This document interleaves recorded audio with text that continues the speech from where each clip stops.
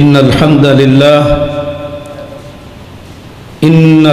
لله نحمده ونستعينه ونستغفره ونعوذ بالله من شرور أنفسنا ومن سيئات أعمالنا من يهده الله فلا مضل له ومن يضلله فلا هادي له وأشهد أن لا إله إلا الله وحده لا شريك له وأشهد أن محمدًا عبده ورسوله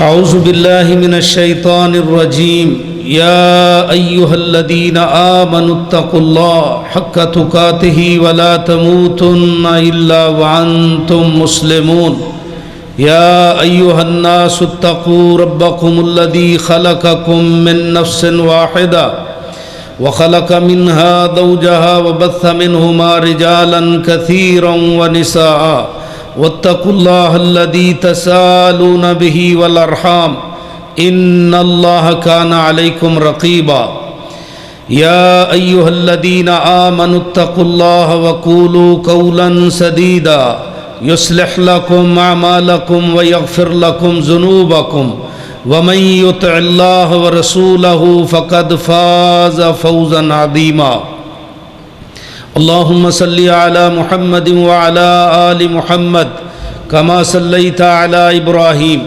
وعلى آل إبراهيم إنك حميد مجيد اللهم بارك على محمد وعلى آل محمد كما باركت على إبراهيم وعلى آل إبراهيم إنك حميد مجيد أما بعد يا أيها الناس إن خير الحديث كتاب الله وخير الهدي هدي محمد صلى الله عليه وآله وسلم وشر الأمور محدثاتها وكل محدثة بدعة وكل بدعة ضلالة وكل ضلالة في النار بسم اللہ الرحمن الرحیم باب قول اللہ ونضع الموازین القسط لیوم القیامہ وأن أعمال بني آدم وقولهم يوزن وقال مجاهد القسطاس العدل بالرومية ويقال القسط مصدر المقسط وهو العادل وعم قاسط فهو الجائر قال حدثنا أحمد بن أشكاب أو إشكاب قال حدثنا محمد بن فضيل عن عمارة بن الكعكاء عن أبي زرعة عن أبي هريرة رضي الله تعالى عنه قال قال النبي صلى الله عليه وآله وسلم كلمتان حبيبتان إلى الرحمن خفيفتان على اللسان ثقيلتان في الميزان سبحان الله وبحمده سبحان الله وبحمده سبحان الله العظيم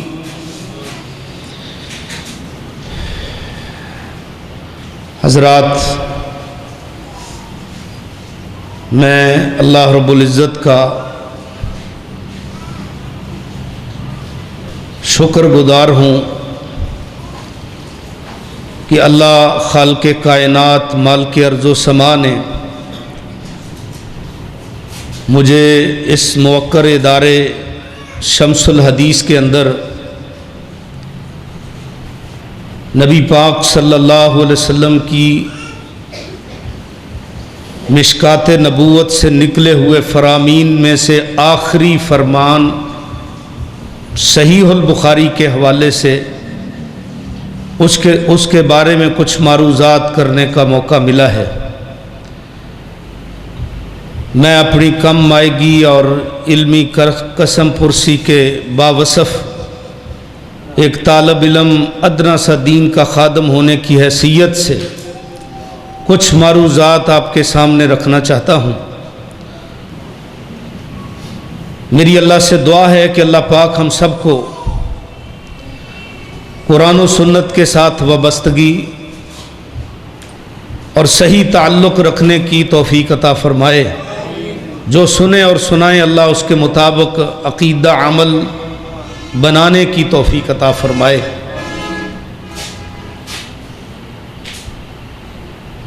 میرے عزیزم،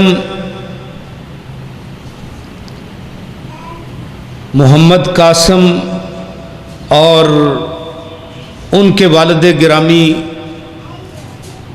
برادرم عبد الحمید شورش حافظہ اللہ تعالی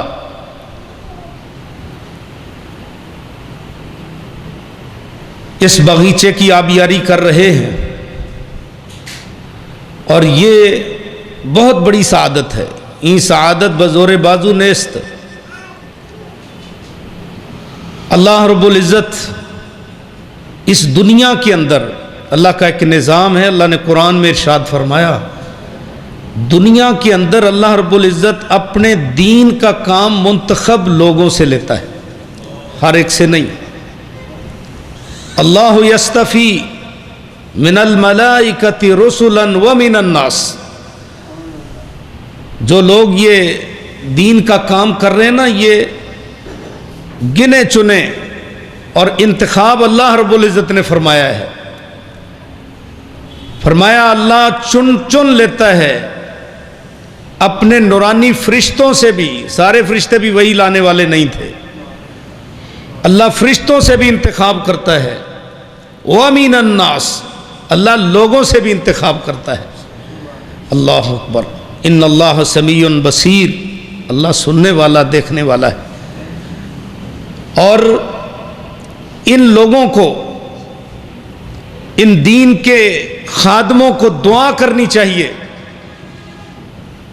جن کے بارے میں قرآن کریم کہتا ہے کہ اللہ کے پیغمبر صلی اللہ علیہ وسلم صحابہ میں مبعوث ہوئے، امیین میں، وآخرین منہم لما یلحقوا بہم وہو العزیز الحکیم، اور کچھ دوسرے بھی ہیں جو قیامت تک آنے والے ہیں، ابھی تک ان کے ساتھ ملے نہیں ہیں، لیکن پر امید بیٹھے ہیں کہ انشاءاللہ جو ہی اس دنیا سے جائیں گے تو اللہ ہمارا داخلہ ان اپنے صحابہ کے ساتھ، تابعین کے ساتھ، ائمہ محدثین کے ساتھ، اللہ تعالی ہمیں ان سب کے ساتھ ملائے گا، اللہ اپنے نبی کے ساتھ ملائے گا۔ والذی ارسل والذی بعث فی العمیین رسولا منہم یتلو علیہم آیاتہ ویزکیہم ویعلمہم الکتاب والحکمہ وإن كانوا من قبل لفی ضلال مبین وآخرین منہم لما یلحقوا بہم۔ وہ کون ہے آخرین؟ وہ لوگ ہیں جو بعد میں آنے والے۔ اور فرمایا نبی صلی اللہ علیہ وسلم نے ایک دعا بھی دی ہے، اللہم ارحم الخلفاء، اللہم ارحم خلفائی، یا اللہ میرے خلیفوں پہ رحم فرما۔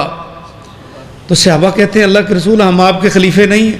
فرمایا تم تو میرے ساتھی ہو، میرے صحابی ہو، تو پھر اللہ کے رسول اس سے مراد پھر کون ہے؟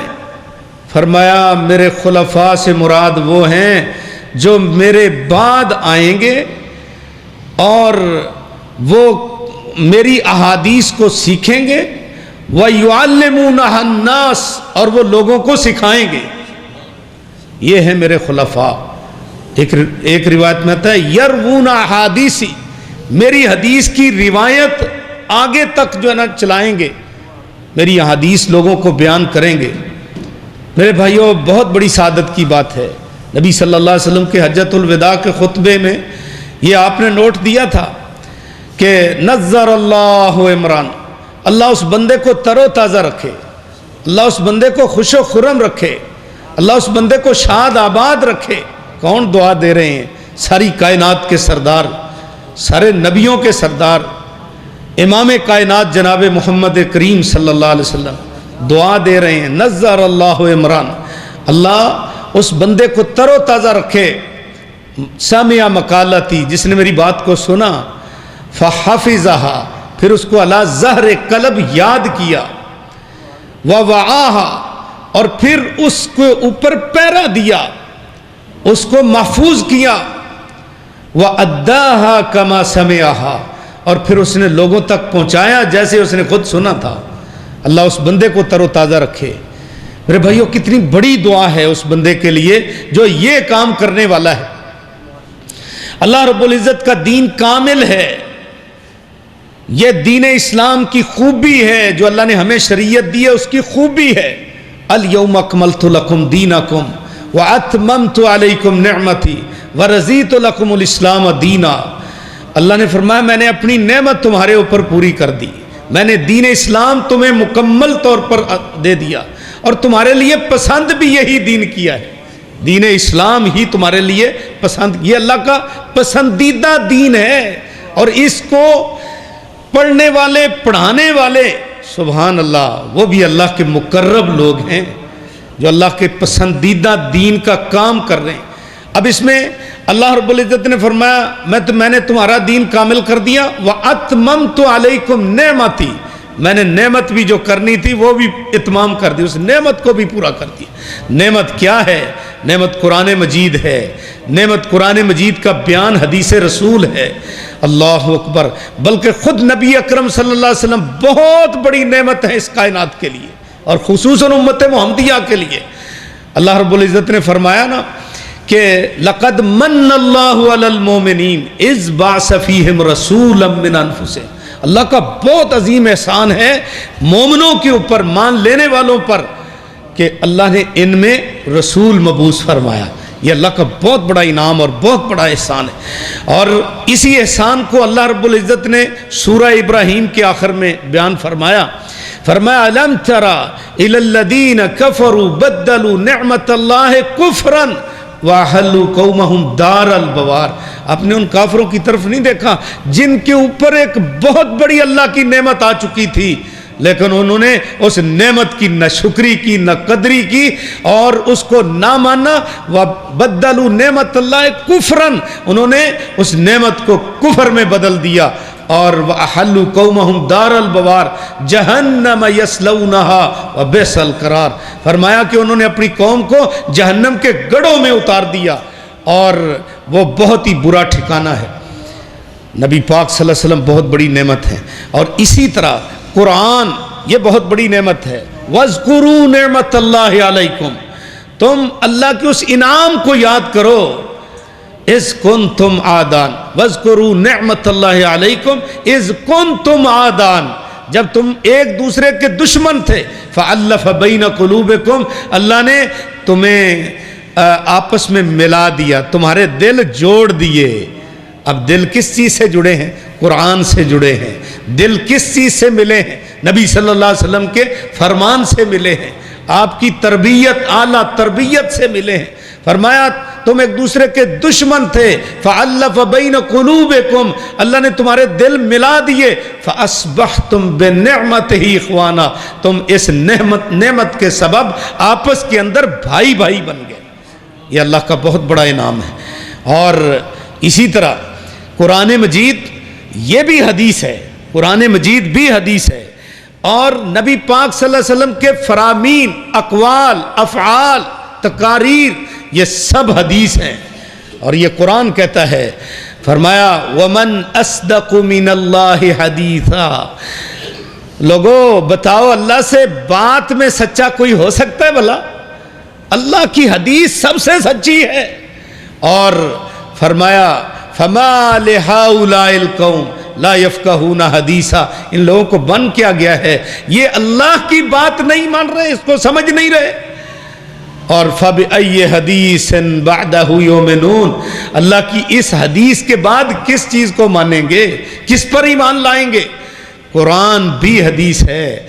اور ایک اور جگہ پر اللہ رب العزت نے بڑی خوبصورت بات فرمائی، فرمایا اللہ نزل احسن الحدیث کتابا متشابہا، اللہ پاک نے بہت ہی خوبصورت حدیث نازل فرمائی، قرآن مجید کتاب جس میں ملتے جلتے احکامات ہیں۔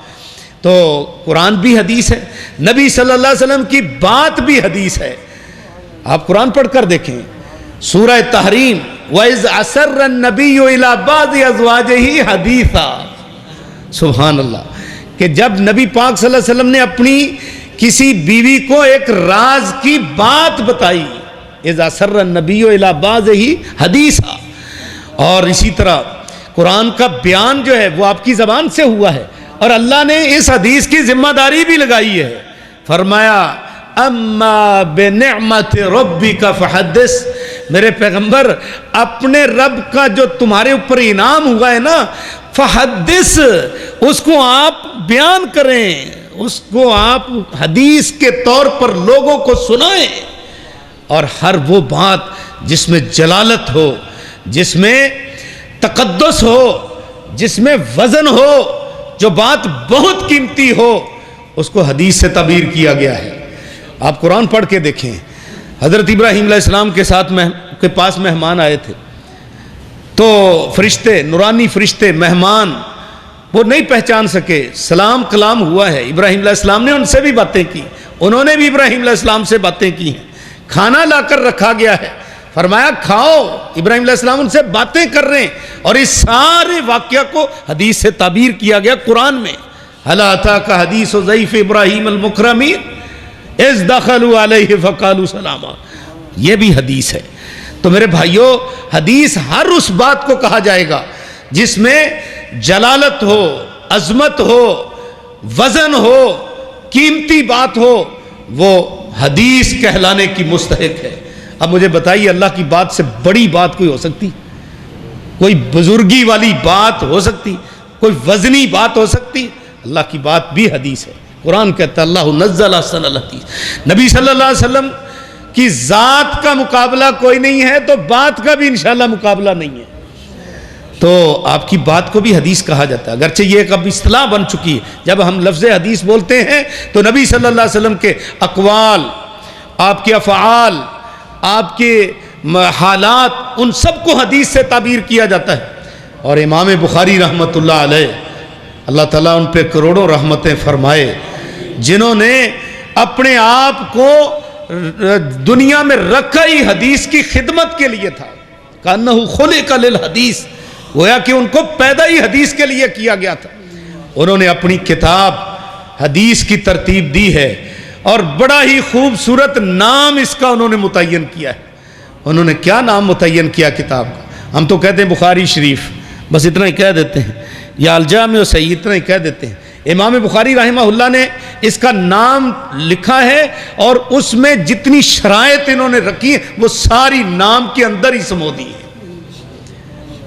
الجامع الصحیح المسند المختصر، یہ حافظ ابن حجر رحمۃ اللہ علیہ نے نام کی توضیح کی ہے.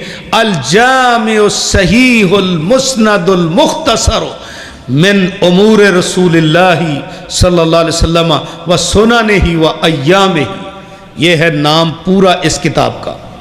اور حافظ ابن صلاح نے بھی اسی طرح ہی توضیح کی ہے، لیکن انہوں نے الجامع الصحیح کی بجائے الجامع المسند الصحیح، یعنی حافظ ابن حجر نے المسند کا لفظ بعد میں ذکر کیا، اور حافظ ابن صلاح نے المسند کا لفظ پہلے ذکر کیا. الجامع المسند الصحیح المختصر من حدیث رسول اللہ و سننہ و ایامہ، یہ نام رکھا ہے اس کتاب کا.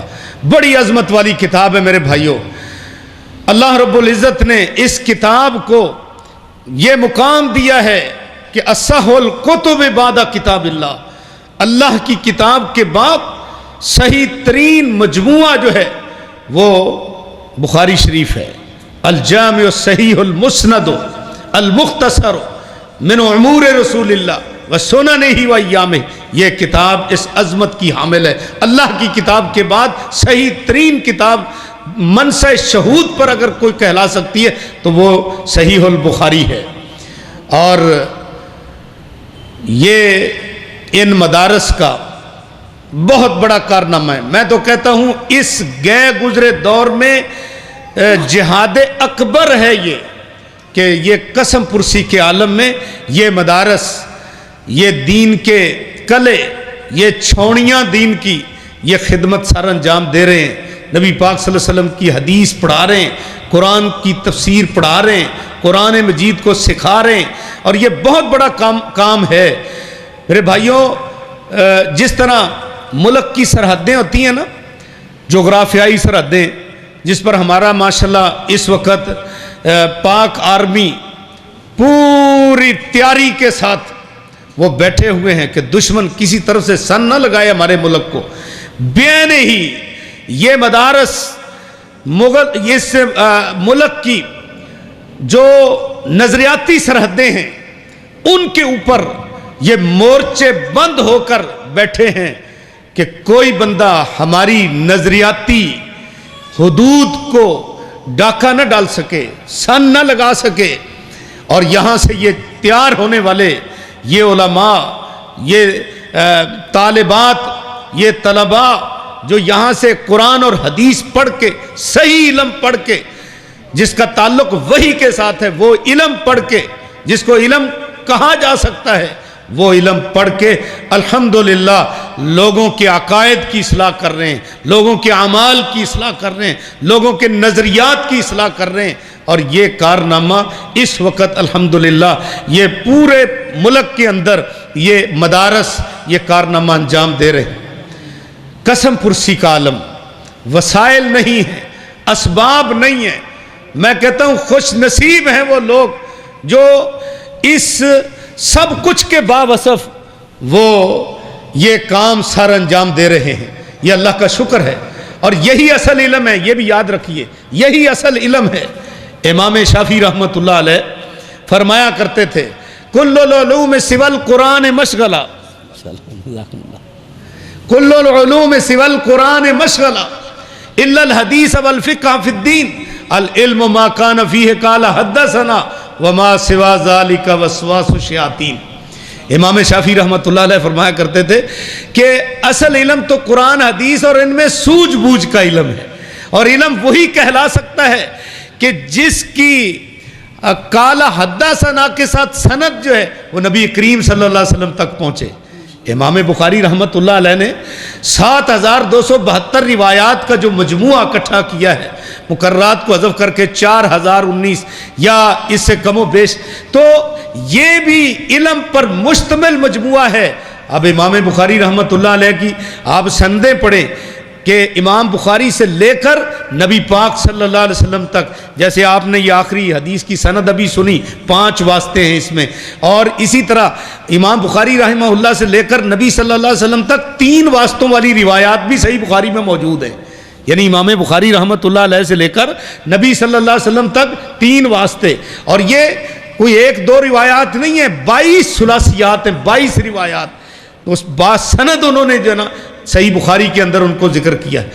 اور یہ ہے علم، العلم ما کان فیہ قال حدثنا، جس میں حدثنا کے ساتھ حدثنا فلاں، حدثنا فلاں، سمیت فلاں، ان فلاں، اس طرح نبی صلی اللہ علیہ وسلم تک سند پہنچتی ہے. تو یہ ہے اصل علم جو ہمیں محدثین سے لے کر، یعنی اپنے اساتذہ سے لے کر، اب جن سے ہم نے پڑھا الحمدللہ ہمارے اساتذہ کے کسی کے 22 واسطے ہیں، کسی کے 23 واسطے ہیں، یعنی امام بخاری رحمۃ اللہ علیہ تک، اور کسی کے 18 واسطے ہیں. میرے پاس پیر بدیع الدین شاہ رحمہ اللہ کی سند ہے، اور اسی طرح بڑے استاد جی مولانا سلطان محمود رحمۃ اللہ علیہ رحمتاً واسعہ ان کی سند ہے. تو اب ہم سے وہ واسطے جو ہیں وہ آگے، یعنی ان کی سند جو ہے وہ یوں سمجھ لیں کہ 18 واسطوں کے ساتھ امام بخاری تک، اور امام بخاری کی 3 واسطوں کے ساتھ نبی اکرم صلی اللہ علیہ وسلم کے ساتھ. اللہ اکبر، اللہ اکبر. اب ظاہر بات ہے آپ مجھ سے یہ حدیث سن رہے ہیں تو یقیناً ایک واسطہ میرا اندر آ گیا آپ کے لیے. تو بھائی یہ ہے علم، اس کو علم کہتے ہیں. قرآن و حدیث کو علم کہا جاتا ہے، وحی کو علم کہا جاتا ہے. اور امام شافعی نے اسی لیے تو کہا ہے کہ کل العلوم سوى القرآن مشغلہ، کہ یہ جو قرآن اور حدیث کے علاوہ علوم جن کا نام دیا جا رہا ہے نا، یہ مشغلے ہیں، یہ دنیا سمیٹنے کے ڈھنگ ہیں، دنیا عارضی زندگی گزارنے کے یہ مشغلے اور ڈھنگ ہیں، طریقے ہیں. بڑی بڑی ڈگریاں، بڑے بڑے ڈپلومے لے کر لوگ فخر کرتے ہیں. اور میرے بھائیوں، وہ بندہ فخر سے بتائے کہ جو کہے کہ میرا بیٹا جو ہے وہ بخاری شریف کا عالم ہے، میرا بیٹا جو ہے وہ قرآن حکیم کا حافظ اور عالم ہے، وہ تو فخر کرے. یہ کیا ہوا جی میں نے جی فلاں مضمون میں ایم فل کیا ہوا ہے, میں نے فلاں مضمون میں پی ایچ ڈی کی ہوئی ہے, میں انجینئر ہوں, میں نے ایل ایل بی کی ہوئی ہے, میں نے فلاں کیا ہوا. بڑے ڈگریاں ڈپلوموں کے نام لیے جاتے ہیں. یہ کوئی فخر کی بات نہیں ہے. فخر کی بات یہ ہے کہ کوئی بندہ کہے کہ میں نے علی ظہر قلب اللہ کا قرآن بھی یاد کیا ہے اور اس کی تشریح اور اس کی قرآن کی تفسیر بھی اور ساتھ اس کا بیان حدیث رسول بھی میں نے یاد کی. اور اسی کے ہم مکلف ہیں دنیا کے اندر, اور تو کسی چیز کے مکلف ہیں ہی نہیں. قرآن پڑھ کے دیکھ لیجئے, اتبعوا ما انزل الیکم, لوگوں جو تمہاری طرف نازل کیا گیا بس اسی کی پیروی کرنی ہے تم نے, اور وہ قرآن اور حدیث ہے. ولا تتبعوا من دونہ اولیاء, اس کے علاوہ کسی چیز کی پیروی نہیں ہے. اصل جو ہے نا مقصد وہ قرآن و حدیث ہے, اور یہ مقصد اللہ کے فضل و کرم سے یہ مدارس جو ہیں یہ پورا کر رہے ہیں. لوگ کہنے کو کہہ دیتے ہیں ان مساجد نے ہمیں کیا دیا, ان مدارس میں ہمیں کیا دیا. آپ سنتے رہتے ہو, عقل سے پیدل جو لوگ ہوتے ہیں نا وہ اس طرح کی باتیں کرتے ہیں, ان مدارس نے ہمیں کیا دیا ہے, ان مساجد نے ہمیں کیا دیا ہے. اور میرے بھائیوں یہی وہ لوگ ہیں, میں آپ سے جو نا بڑی وضاحت کے ساتھ یہ بات کر رہا ہوں اور بڑی دلیل کے ساتھ, یہی وہ لوگ ہیں کہ جن کی وجہ سے قیامت رکی ہوئی ہے. یہی وہ لوگ ہیں. آپ جانتے ہیں قیامت کن پر آئے گی؟ شرار الخلق پر آئے گی. جب ایک بھی اللہ اللہ کہنے والا نہیں رہے گا ان پر قیامت آئے گی. بلکہ ابراہیم بن ادہم بہت بڑے بزرگ اور ولی اللہ بندے گزرے ہیں, ان کا مقولہ ہے کہ ان اللہ یرفع البلاء عن هذه الامہ برحلۃ الحدیث, کہ اللہ پاک اس امت سے بلائیں دور کرتا رہے گا جب تک اس امت کے لوگ, اس کے جو ہے نا مرد اور عورتیں حدیث کے لیے سفر کرتے رہیں گے. اللہ اکبر, اللہ اکبر. یہ تو تمہارے محسنین لوگ ہیں, یہ تو تمہارے محسن لوگ ہیں جن کو تم کہتے ہو کہ انہوں نے ہمیں کیا دیا ہے. یہ تمہارے محسنین ہیں, ان کی قدر کرو. اللہ اکبر. ان مدارس کی قدر کرو, ان اساتذہ کی قدر کرو اور ان طلباء کی قدر کرو. پوچھئے عمر بن عبدالعزیز رحمہ اللہ سے, وہ فرمایا کرتے تھے یا تو طالب علم بن کے زندگی بسر کرو, یا استاد بن کے زندگی بسر کرو, یا پھر ان کے سرپرست اور ان کی ضروریات کو پورا کرنے والے بن کے زندگی بسر کرو. لا تکن الرابعہ, چوتھے نمبر پر نہ ہونا, فتح لے کا ہلاک ہو جاؤ گے. اللہ اکبر. یہی حضرت عبداللہ ابن مسعود رضی اللہ تعالیٰ عنہ سے مروی ہے, کن طالباً او کن متعلماً کن عالماً او متعلماً لا خیر فیما سواہما. طالب علم بنو یا استاد بنو, ان کے علاوہ کسی میں بھلائی نہیں ہے. تو میرے بھائیوں یہ بڑی سعادت کی بات ہے کہ اللہ کے فضل و کرم سے یہ مدارس جو ہیں علم وحی آپ کو سنا رہے ہیں, پہنچا رہے ہیں, پڑھا رہے ہیں اور آپ کے بچوں تک یہ کنورٹ کر رہے ہیں. یہ ان کا بہت بڑا کارنامہ ہے. ان کے لیے آپ دعائیں کیا کریں, ان کو آپ عطیات دیا کریں, ان کے آپ جوائزات ان کو دیں اور ان کو مبارکبادیں دیں آپ ان لوگوں کو جو اس گئے گزرے دور میں یہ دین کا کام کر رہے. اللہ تعالیٰ سے دعا ہے اللہ ان کی اس محنت کو قبول فرمائے. اللہ پاک نے ایسی ایسی ابکری شخصیات پیدا کی ہیں جنہوں نے اپنی ساری کی ساری زندگی حدیث کے نام لگا دی, اور پھر جو کارنامے دنیا سے انجام دے کر گئے سب تو ذکر نہیں ہو سکتے, وقت تھوڑا ہے. امام بخاری رحمۃ اللہ علیہ کی یہ جامع صحیح البخاری, پوچھئے ابو زید محدث سے جو کہتے ہیں میں طواف کرنے کے بعد مقام ابراہیم اور بیت اللہ کے درمیان لیٹا ہوا تھا کہ نبی پاک صلی اللہ علیہ وسلم کی زیارت ہوئی. آپ نے فرمایا ابو زید کب تک تم شافی کی کتابوں کا درس دیتے رہو گے, میری کتاب کیوں نہیں پڑھاتے؟ اللہ اکبر. انہوں نے پوچھا اللہ کے رسول صلی اللہ علیہ وسلم آپ کی کتاب کون سی ہے؟ تو آپ نے بڑے وضاحت کے ساتھ فرمایا محمد بن اسماعیل کی الجامع الصحیح. اللہ اکبر. وہ میری کتاب ہے یارو, محدث کی خواب ہے. انہوں نے کہا کہ یہ نبی صلی اللہ علیہ وسلم نے فرمایا میری کتاب ہے. یہ کتاب اس پایا کی ہے کہ بادشاہوں کے دربار میں پہلے اس پر قسم بھی لی جاتی تھی. اور یہ کتاب جو ہے امام بخاری رحمۃ اللہ علیہ نے انما الاعمال بالنیات سے شروع کی ہے. پہلی حدیث انما الاعمال بالنیات. یہ حدیث ایسی ہے کہ کہنے والا کہتا ہے ابن المہدی کہ میرا یہ ذاتی نظریہ ہے کہ جو بھی کوئی بندہ کتاب لکھے نا اس کے شروع میں یہ حدیث لازمی لکھے. کیوں بھلا؟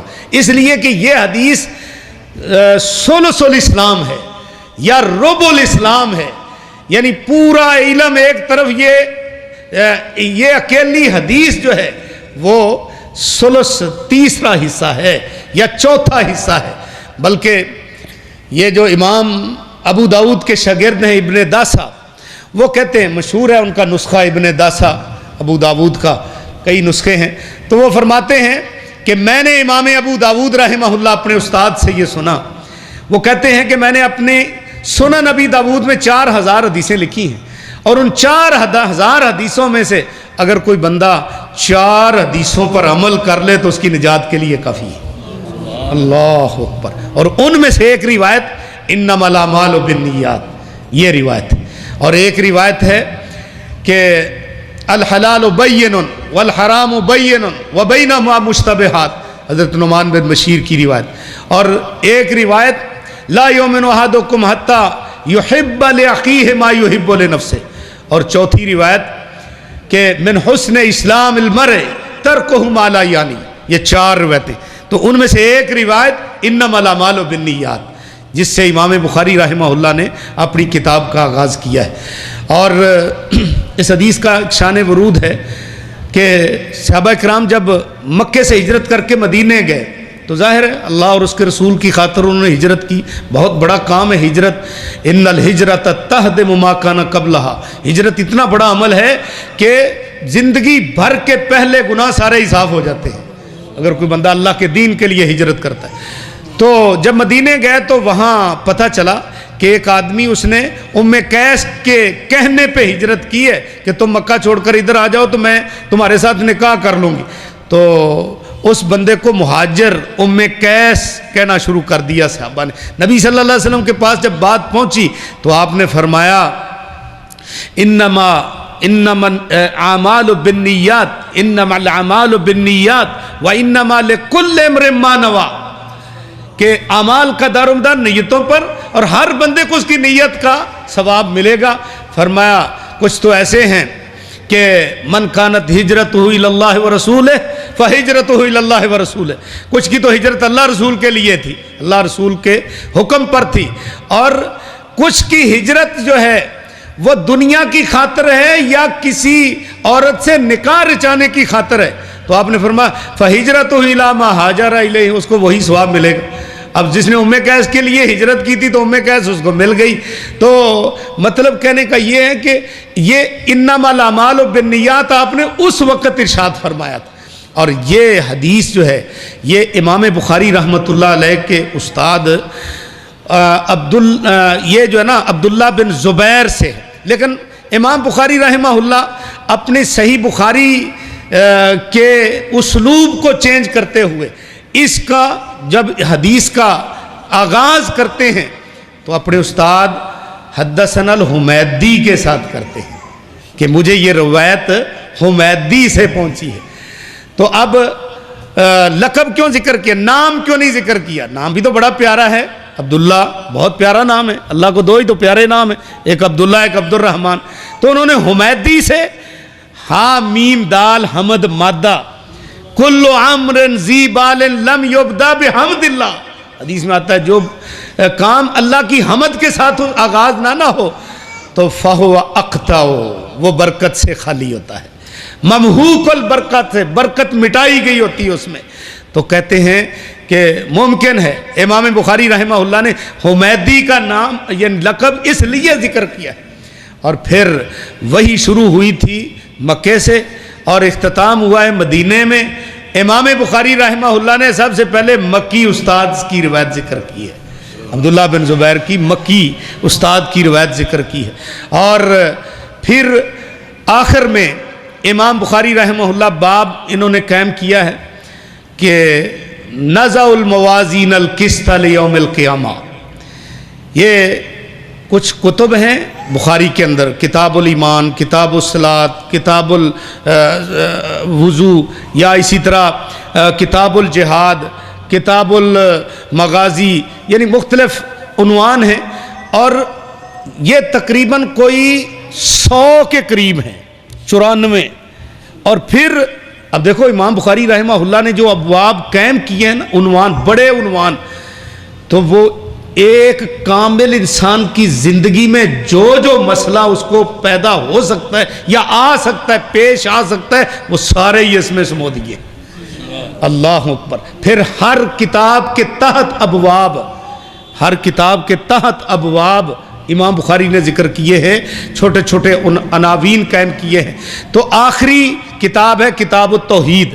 کتاب التوحید جس دور میں امام بخاری رحمۃ اللہ علیہ حدیث کی خدمت کر رہے تھے، وہ بھی فتنوں کا دور تھا۔ آج تو بہت فتنے ہیں نا، آج تو بہت فتنے ہیں، کیونکہ اس حدیث کے مطابق کہ آپ نے فرمایا جو بعد والا دور ہے وہ اس سے بھی زیادہ فتنوں والا ہوگا، اشر منہ، بعد والا دور زیادہ فتنوں والا ہو۔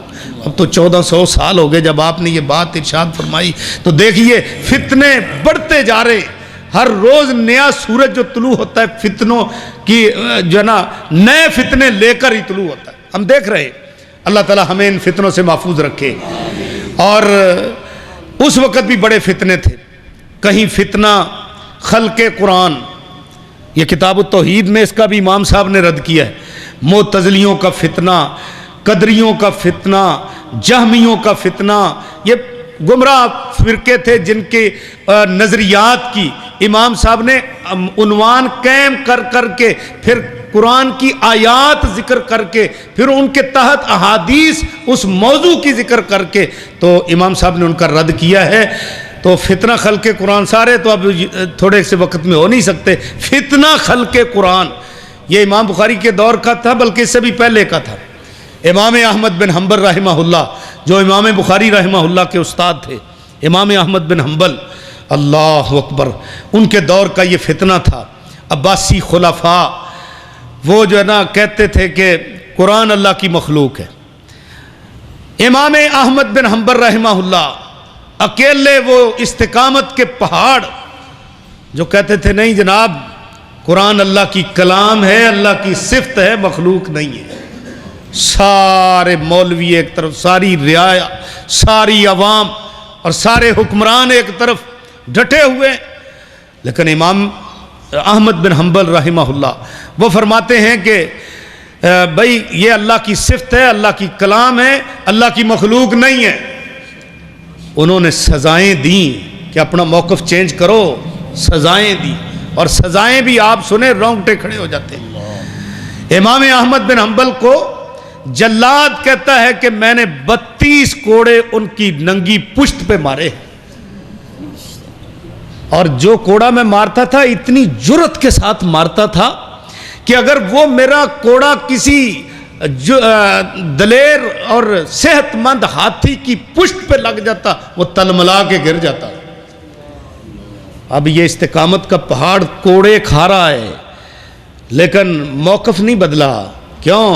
اس لیے کہ قرآن اور سنت کے مطابق ان کی بات تھی نہیں، بس ایک ہی بات کہتے ہیں، آتونی من کتاب اللہ و سنت نبی ہی حتی قولا بہی، بھئی اللہ کی کتاب سے کوئی چیز لے آؤ، نبی پاک کی سنت سے لے آؤ، حتی قولا بہی، پھر تو قائل کر سکتے ہو، پھر تو میں بات مان لوں گا، وگرنہ اس جسم سے جان آفری کے سپرد ہو سکتی ہے مگر تمہاری غلط بات کا میں قائل نہیں ہو سکتا۔ اللہ اکبر۔ جیل کی سلاخوں میں چلے گئے، مار کھا کے جیل کی سلاخوں میں چلے گئے۔ وہاں گئے تو ایک ڈاکو ملا، ابو الحسن نامی ڈاکو، اس نے دیکھا وقت کے امام اور جیل کی سلاخوں کے پیچھے، اللہ اکبر۔ یہ علماء کی ایک تاریخ ہے، بلکہ انبیاء کی تاریخ ہے۔ یوسف علیہ السلام کیوں جیل میں گئے تھے؟ اللہ اکبر۔ اشد الناس بلاء الانبیاء، سب سے زیادہ سخت ازمائشیں انبیاء کی، ثم الامثل فالامثل اذ ابتلی ابراہیم ربہ بکلمات، اذ ابتلی ابراہیم ربہ بکلمات، آزمائشیں، ساری زندگی آزمائشیں۔ اللہ اکبر۔ تو انہوں نے کہا امام صاحب آپ جیل میں ہمارے جیسے تو آئیں، ہم چوریاں کرتے ہیں، ڈاکے مارتے ہیں، برائیاں کرتے ہیں، ہم تو جیلوں میں آئیں، آپ کیسے؟ اللہ اکبر۔ انہوں نے اپنا موقف سنایا تو وہ ابو الحسن پتہ کیا کہتا ہے؟ کہتا ہے کہ امام صاحب ہم دیکھ لو جھوٹے ہوتے ہیں، چوری کرتے ہیں نہیں مانتے، مارے کھا لیتے ہیں، جیلوں کی سلاخوں کے پیچھے فاقے کاٹ لیتے ہیں، لیکن ہم کبھی اپنے موقف سے ہٹے نہیں۔ دیکھنا اگر آپ اس پہ مطمئن ہو تو پھر آپ کے پایہ ثبوت میں تزلزل نہ آ جائے، آپ ڈگمگا نہ جائیں۔ اللہ اکبر۔ حالات آتے جاتے رہتے ہیں، ہم جھوٹے ہو کر ہم مضبوط رہتے ہیں اپنے موقف پر، اور آپ سچے ہو کر کہیں ڈگمگا نہ جانا۔ اس نے حوصلہ باندھا۔ اللہ اکبر۔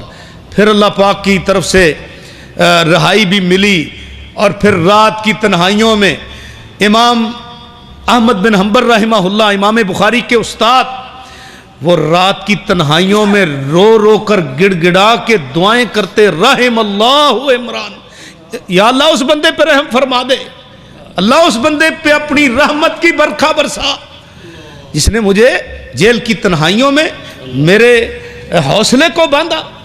اللہ اکبر۔ یہ دعاؤں کی برکت تھی کہ ایک دن نا وہ ان کا بیٹا عبداللہ پوچھتا ہے، ابا جان وہ کون خوش نصیب بندہ ہے کہ جو آپ کی رات کی تنہائیوں میں دعاؤں کا مستحق، وہ کون ہے؟ فرمایا وہ ابو الحسن چور ہے، ڈاکو ہے، زمانے کا ڈاکو۔ اللہ اکبر۔ وہی ڈاکو آیا امام صاحب کے پاس، دل کی کایا پلٹ گئی، ان نیک لوگوں سے دعائیں لیا کرو۔ دل کی کایا پلٹ گئی، اس کی کھیتی بدل گئی اور انقلاب آ گیا۔ ادھر دعائیں ہو رہی ہیں ایک ولی اللہ بندے کی، تو آ گیا، آ کر معافی مانگتا ہے چوری سے، ڈاکے سے، اور عہد کرتا ہے کہ میں نے توبہ کی آج کے بعد۔ پھر وہی ابو الحسن ایک بہت بڑا ولی اللہ شخص ہو کر اس دنیا سے گیا۔ تو میرے بھائیوں، یہ فتنے کے دور میں دیکھو ائمہ، اللہ اکبر، جب قید و بند میں تھے نا، نظر بند تھے، نظر بند، تو بقی ابن مخلد آیا اندلس سے، 2.25 مہینے کا سفر کر کے، پہاڑیوں کا، صحراؤں کا، دریاؤں کا سفر کر کے، ندیوں کو، دریاؤں کو عبور کرتے ہوئے، صحراؤں کو عبور کرتے ہوئے، تو آ کر پوچھا امام احمد بن حنبل کے بارے میں۔ وہ کہتے ہیں چپ کرو، ان کا نام نہ لو، نام لوگے تو تم بھی بھنس جاؤ گے۔ خیر وہ بیچارہ اتنی دور سے آیا تھا، تو اس نے سراغ لگا لیا کہ فلاں گھر میں نظر بند ہے۔ جا کر دوپہر کے وقت جب دیکھا کہ گلیوں میں کوئی نہیں ہے، دستک دی، اندر سے آواز، کون؟ جی میں بقی ابن مخلد۔ کہاں سے آئے ہو؟ میں جی مغرب اقصی اندلس سے آیا ہوں۔ اللہ، بھئی کیسے آئے ہو؟ جی میں آپ سے حدیثیں لینے کے لیے آیا ہوں۔ اللہ اکبر۔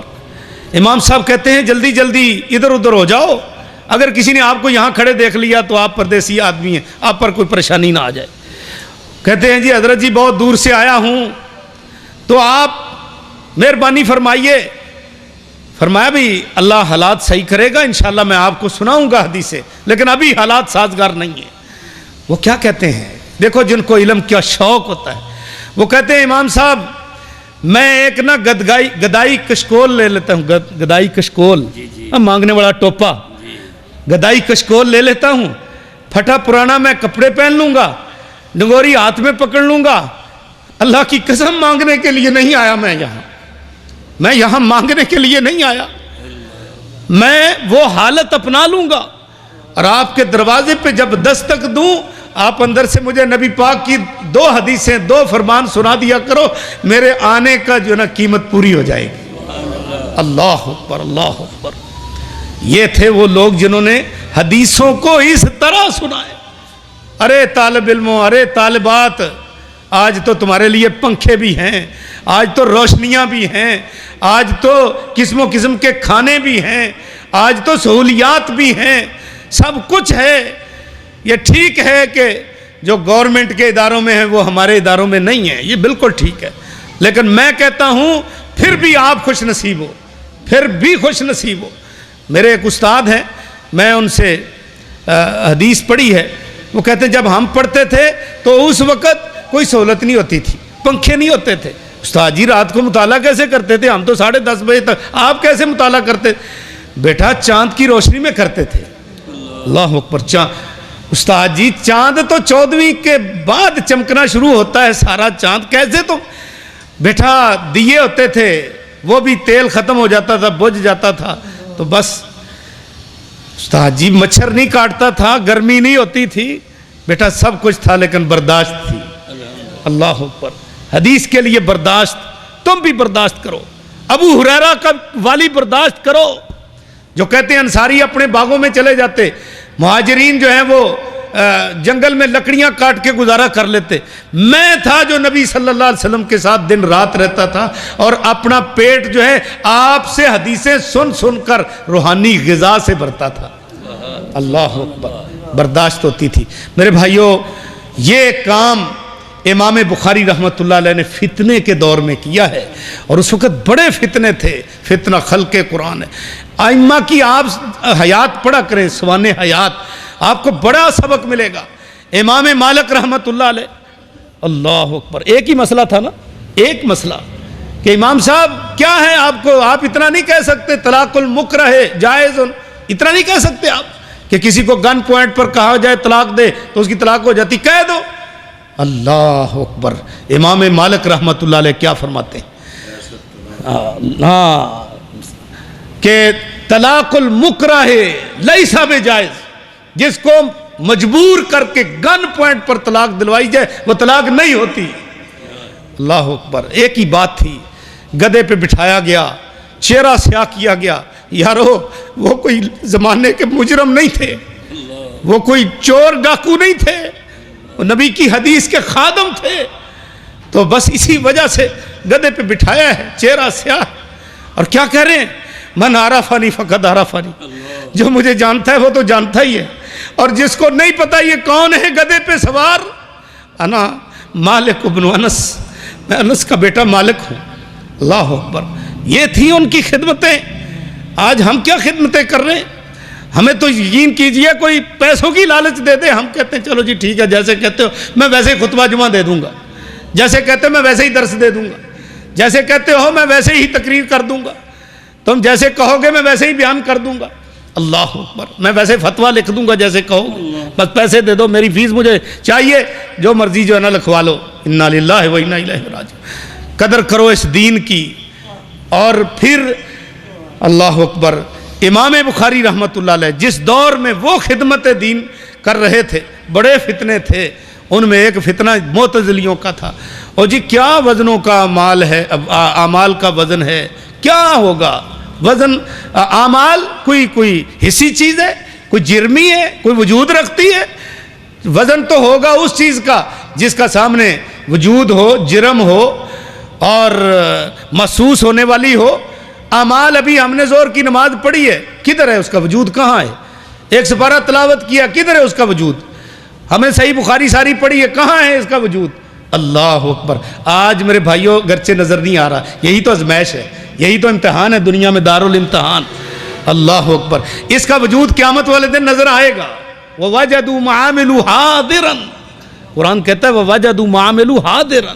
جتنے اعمال کیے ہوں گے سارے وہاں جو ہے نا تمہیں موجود ملیں گے. قبر میں جاؤ گے تو وہ جو نیکی ہے وہ تمہاری مونس بن کے، خیر خواہ بن کے تمہارا دل بہلانے کے لیے آئی ہے. تو جب نیک بندہ اسے پوچھے گا تو کون، تو وہ پتہ کیا کہے گا؟ نیک عمل. انا عملک صالح، میں تیرا نیک عمل ہوں. وجود مل گیا ہے. حشر میں اللہ اکبر جب کوئی سایہ نہیں ہوگا تو سورت بقرہ اور سورت آل عمران یہ اپنے قاری پر صاحبان کی شکل میں آ کر سایہ کرے. حدیثیں پڑھتے رہتے ہو کہ ہر بندہ اپنے صدقے کے سائے میں ہوگا. کیوں جی؟ صدقے کے سائے میں ہوگا. اور وہ 7 خوش نصیب جن کو اللہ رب العزت اپنا سایہ نصیب فرمائیں گے تو وہ اعمال ہیں ان کے. اللہ اکبر. اعمال کو وجود ملے گا۔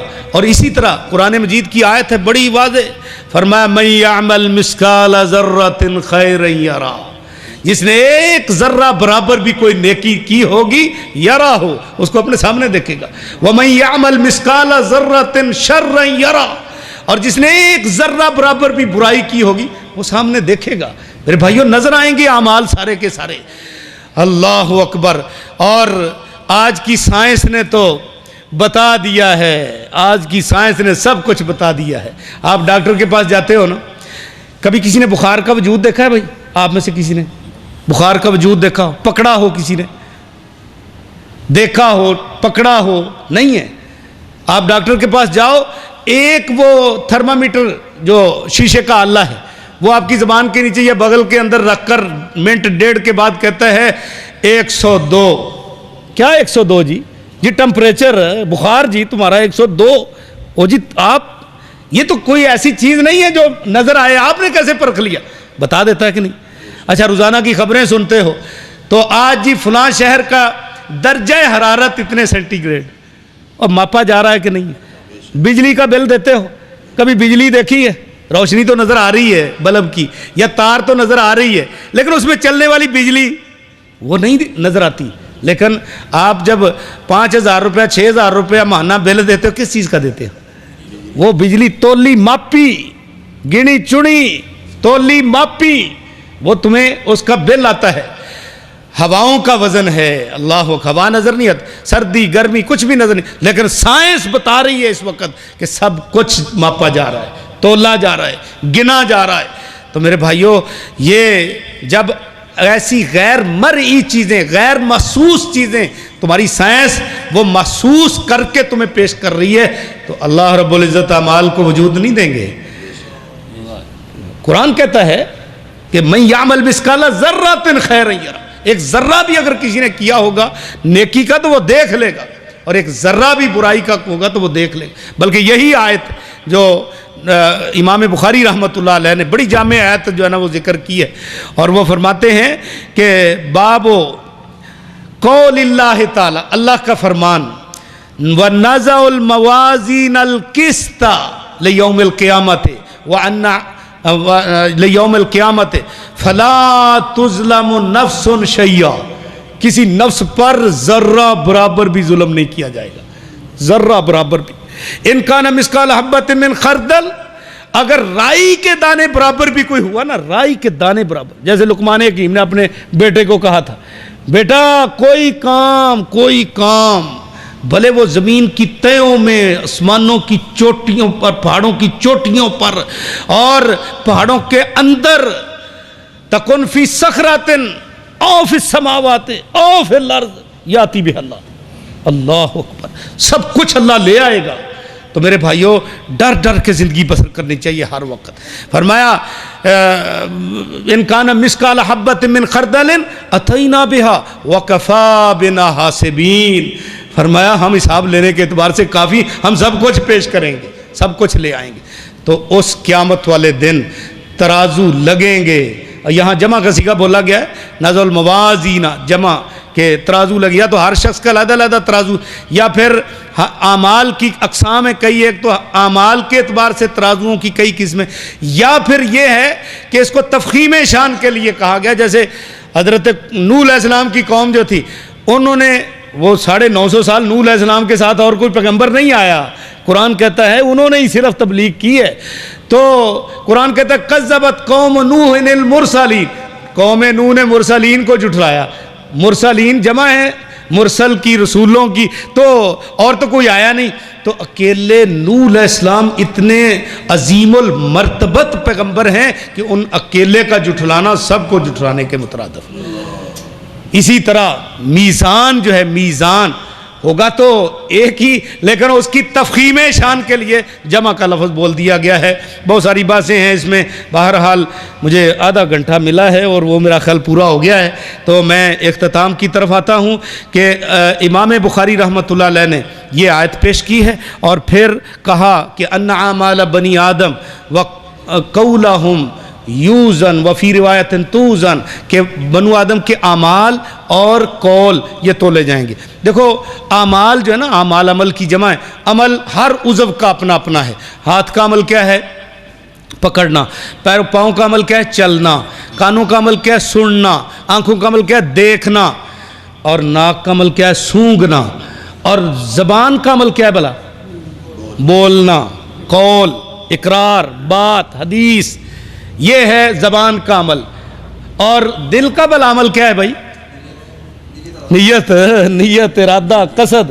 بڑی تعجب کی بات ہے کہ عمل ہوتا ہے دل کا، اور اس کو ہم نماز پڑھتے وقت شروع کر دیتے ہیں زبان سے۔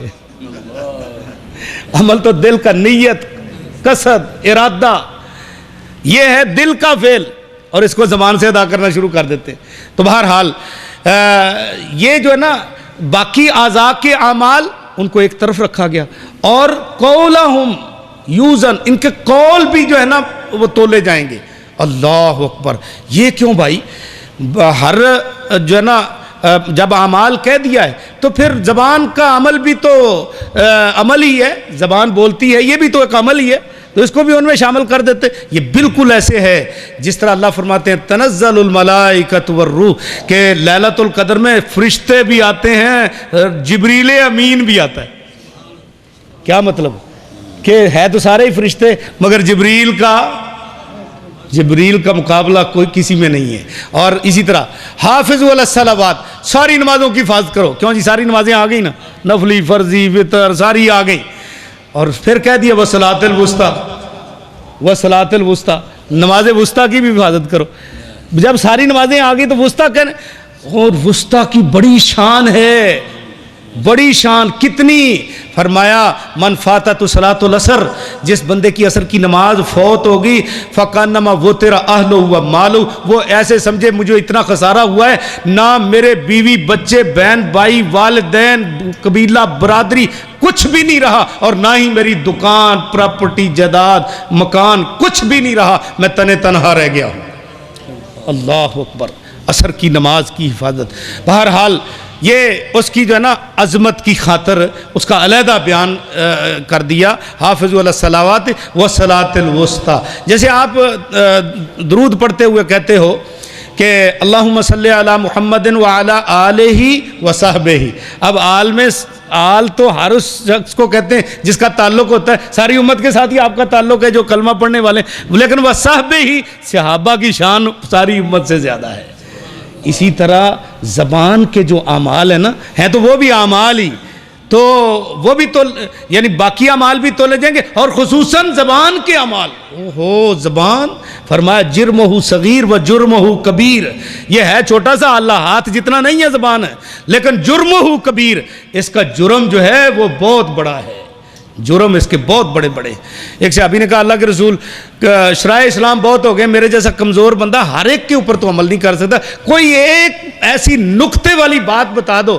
آپ نے زبان کی طرف اشارہ کر کے فرمایا کف علیک لسانک، اس زبان کو لگام دے لو بس، پھر جو ہے نا انشاءاللہ نجات مل جائے گی۔ من صمت نجا، جامع ترمذی کی حدیث، جو خاموش ہو گیا نجات پا گیا۔ لقمان حکیم کا مقولہ بھی ہے الصمت حکمت قلیل فاعل، خاموشی بہت بڑی حکمت اور دانائی ہے، کرنے والے تھوڑے ہیں۔ اور اسی طرح زبان کے بارے میں آتا ہے کہ یہ جو زبان ہے نا، حدیث پاک میں آیا کہ سب سے زیادہ لوگ جو جہنم میں الٹے منہ یعنی ذلیل و خوار کر کے ڈالے جائیں گے نا، وہ اپنی زبان کی کٹی ہوئی کھیتیوں کی وجہ سے۔ یارو کسی کو چھری لگ جائے، تیر لگ جائے، وہ تو ایک وقت آتا ہے زخم مندمل ہو جاتا ہے، مٹ جاتا ہے، لیکن زبان کا جس کو زخم لگے نا وہ نہیں مٹتا۔ چھری کا، تیر، تلوار کا تو گھاؤ بھرا، لگا جو زخم زبان کا تو ہرا بھرا۔ یہ زبان کی باتیں نہیں جو ہے نا وہ بھولتی۔ اور اسی طرح جراحات السنان لہا التیام، ایک عربی کا شعر ہے، ہم وہ پڑھاتے رہتے ہیں کتابوں میں، کہ جو نیزے کے زخم ہے نا لہا التیام، وہ مل جاتے ہیں، مندمل ہو جاتے ہیں، گھل جاتے ہیں، ختم ہو جاتے ہیں، لیکن ولا یلتام ما جرح اللسان، جو زبان زخم لگا دے وہ کبھی نہیں مندمل ہوتا۔ اس لیے زبان پہ بڑا کنٹرول کرو، یہ باتیں، یہ اس سے نکلے ہوئے الفاظ جو ہیں اللہ اکبر. یہ ایک ایک کلمہ انسان کو جو ہے نا جہنم بھی لے جاتا ہے اور ایک ایک کلمہ انسان کو جنت بھی لے جاتا ہے. اس لیے زبان پہ بہت کنٹرول کرو. ہماری عائشہ رضی اللہ تعالیٰ عنہ سے نبی صلی اللہ علیہ وسلم نے فرمایا تھا لقد قلت کلمۃ، عائشہ تو نے ایسی بات کہہ دی ہے لو مزجت بماء البحر لمزجت، اگر یہ اکیلی بات پورے سمندر میں ڈال دی جائے تو سارا ہی کڑوا ہو جائے. میرے بھائیو باتیں بڑی کڑوی ہوتی ہیں، آپ زبان پر کنٹرول کریں پھر انشاءاللہ نجات. تو اعمال تولے جائیں گے اور قول بھی تولے جائیں گے. زبان کی باتیں جو ہے ان کا بھی وزن ہوگا. پھر امام مجاہد جو عبداللہ ابن عباس رضی اللہ تعالیٰ عنہ کے شاگرد، جن کے بارے میں آتا ہے کہ مجاہدان ابن عباس تفسیر آئے تو پھر اور تفسیر تلاش کرنے کی ضرورت نہیں ہے، اتنے بڑے عالم تھے. مجاہد کہتے ہیں القسطاس والعدل بالرومیہ، کہ رومی زبان میں القسطاس جو ہے نا یہ عدل کے معنی میں آتا ہے.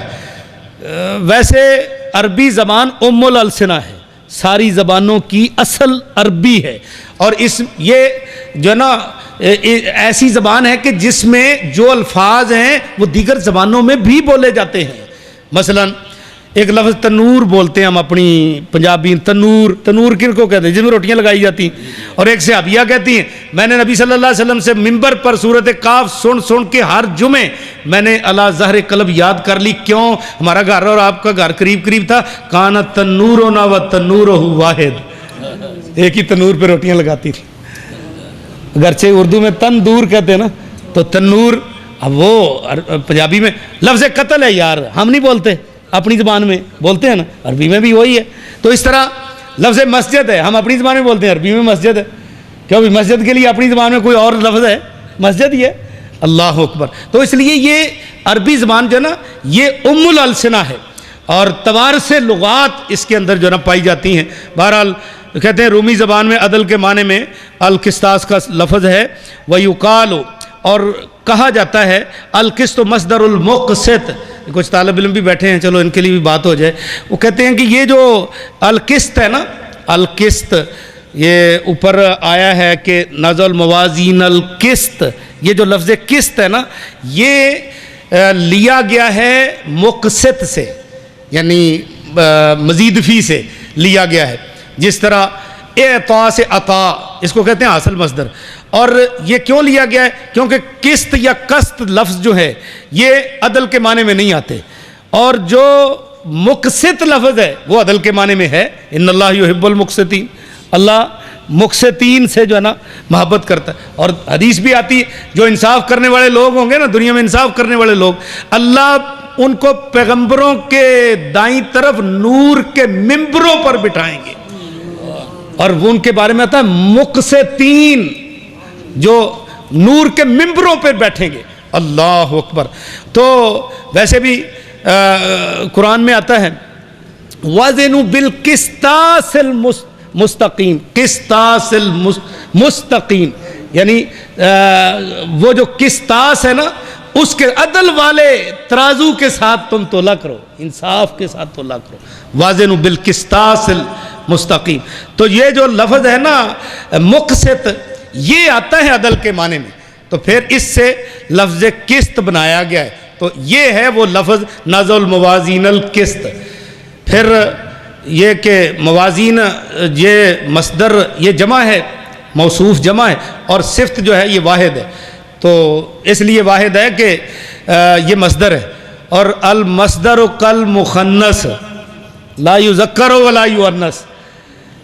اور جیویں تسی آندے جے جُتی کسوری تے ہر ایک نو پوری، ایویں ہی جو مصدر ہوتا ہے نا یہ واحد کے لیے، تثنیہ کے لیے، جمع کے لیے، مذکر کے لیے، مؤنث سب کے لیے یہ بولا جاتا ہے لفظ. بہرحال فرمایا کہ امل قاسط فہو الجائر، فرمایا جو مقسط ہے نا هو العادل، یہ عادل کے معنی میں ہے. وَأَمَّا الْقَاسِطُ، رہا قاسط تو اس کا معنی ہے جائر، ظالم، جور سے، جور و ظلم لفظ بولتے ہیں ہم، تو جائر فاعل کا صیغہ ہے. اما القاسط فهو الجائر. اور قرآن میں بھی آتا ہے اما القاسطون فکانوا حطبا فکانوا لجہنم حطبا. جو قاسط لوگ ہوں گے نا وہ جہنم کے اندر جہنم کا ایندھن بنیں گے. حضرت سعید بن جبیر بہت بڑے تابعی ہیں. جب ان کو لایا گیا نا جاج کے پاس پکڑ کر، تو انہوں نے کہا جاج تو مجھے جو ہے نا مار سکتا ہے، میرے بعد تو نہیں کسی کو مارے گا. اللہ اکبر. مستجاب الدعوات بہت جلیل القدر تابعی ہیں حضرت سعید بن جبیر.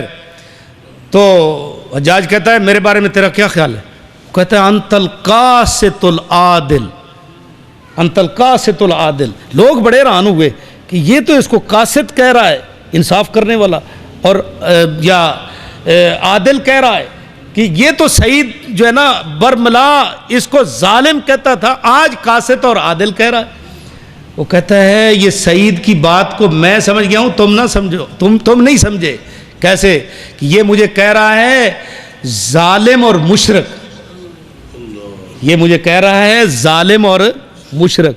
یہ جو قاسط کا لفظ بول رہا ہے نا، یہ جائر کے معنی میں ہے کہ تو قاسط ہے یعنی ظالم ہے، اور جو عادل کہہ رہا ہے نا یہ مجھے مشرک کہہ رہا ہے. عادل کہہ کر لفظ عادل، وَهُمْ بِرَبِّهِمْ يَعْدِلُونَ، اور وہ کافر مشرک جو ہے اپنے رب کے ساتھ برابری کرتے ہیں، شرک کرتے ہیں. یہ مجھے مشرک کہہ رہا ہے عادل کہہ کے. اللہ اکبر. تو بہرحال یہ قاسط کا لفظ جائر کے معنی میں استعمال ہوتا ہے. امام بخاری رحمۃ اللہ علیہ نے جیسے میں نے بتایا کہ اپنی سندوں کے ساتھ نبی صلی اللہ علیہ وسلم تک احادیث کو پہنچایا ہے اور روایت کیا ہے، اور جتنی بھی حدیثیں امام بخاری رحمہ اللہ نے روایت کی ہیں با سند، اور جو با سند روایت ہے نا متن بخاری کی، اس کے بارے میں آتا ہے جو فقہا کی نظر میں کہ جو کوئی بندہ قسم اٹھا لے کہ بخاری میں ایک روایت بھی ضعیف نہیں ہے، تو اگر ایک بھی روایت ضعیف ہو تو میری بیوی کو طلاق، تو اس کی بیوی کو طلاق نہیں پڑے گی، کیونکہ بخاری شریف میں کوئی ضعیف روایت ہے ہی نہیں. اللہ اکبر. یہ اسپایا کی کتاب ہے، اور اس میں یہ جو سند ذکر کی ہے، قال حدثنا احمد بن اشکاب یا اشکابن، یہ احمد، پھر اسی طرح پہلی سند میں حمیدی کے ساتھ حامیم دال، اور آخر میں احمد حامیم دال. میرے پاس بھی احمد میرا شاگرد بیٹھا، تو احمد حامیم دال مادہ ہے اس کا. تو یعنی اپنی مجلس کو حمد سے شروع اور اختتام بھی حمد پر. اللہ اکبر. کہتے ہیں کہ یہ پہلی حدیث بھی غریب ہے، یہ بھی غریب ہے. غریب کا مطلب یہ ہے کہ سند میں کسی جگہ ایک راوی رہ جائے، اور اس میں تو اکثر غرابت ہے، انما الاعمال بالنیات والی روایت میں بھی اور اس میں بھی. تو بتایا امام بخاری رحمہ اللہ میں کہ حق جو ہے اس کے لیے فرد واحد ہونا نقصان دہ نہیں ہے، حق کسی ایک سے بھی مل سکتا ہے.